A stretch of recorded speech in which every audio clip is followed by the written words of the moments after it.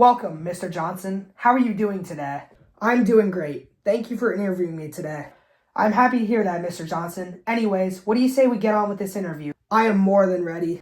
To start things off, what were your major accomplishments? I eventually became the leader of the California Progressive Movement. My progressive reforms led to a major revision of the state's constitution in 1911. Later on, I became the founder of the National Progressive Party, and in 1912, I was the party's nominee for Vice President of the United States on the ticket with Theodore Roosevelt. Once I was elected to the Senate in 1916, I led investigations into labor conditions in West Virginia coal mines, campaigned against the power of private utilities, and supported public works projects. Those certainly are some great accomplishments, Mr. Johnson. What were some of the obstacles or challenges that you faced?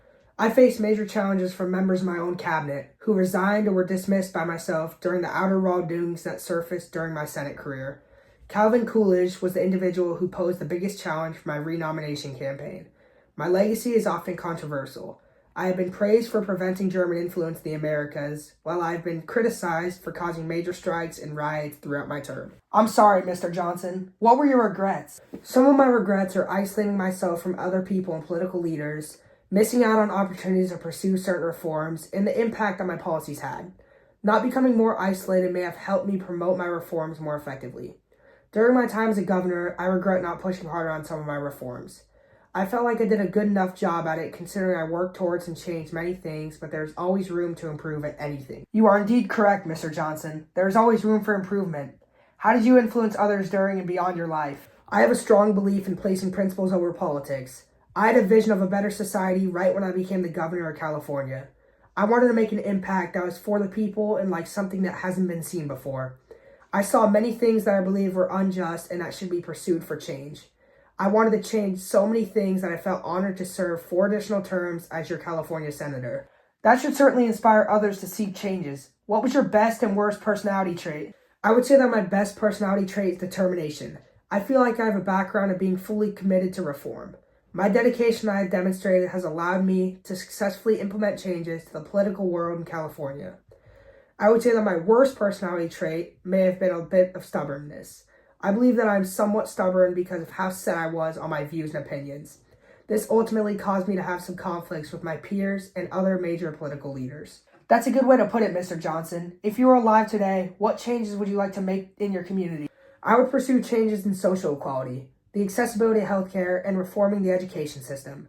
In my past, I have supported things like women's suffrage and labor rights. Therefore, I feel like I'm equipped with the skill set to make social change and foster equality among the people. Not only would I want everyone to have access to healthcare in my community, but also I would like everyone in the world to have access to affordable healthcare. I want to make sure that all kids have an equal opportunity to obtain an education. Seeing kids being deprived of an education is a very sad sight. Those are great ideas that would change the world, Mr. Johnson. What motivated you to become a political leader who fought for progressive reforms? I would say the thing that motivated me to become a political leader was working with the law in my early stages of life. I worked in various law offices, was admitted to the bar in 1888, and joined my father and brother in the practice of law. Working with the law my entire life encouraged me to take the next step to become the governor of California. That is a great come up and start to life, Mr. Johnson. What was your most significant accomplishment during your time in office? I would say that my most significant accomplishment during my time in office was taking that first step and becoming the leader of California's progressive movement. This major step allowed me to gain some support from the people and encouraged me to keep reaching for more. One small step is a giant leap, Mr. Johnson. What advice would you give to people? A piece of advice that I would give to people is to never settle for less than you are capable of, and that you can do anything that you put your mind to. When a conflict appeared, I could have easily stopped pursuing that reform and put it off to the side. Instead, I continued to fight for what I thought was right and achieve what I put my mind to. Settling for less would have negatively affected my reputation, especially because of the powerful position that I held in society. That's all I needed. Thank you so much for your time, Mr. Johnson. You are very welcome, sir. Thanks again.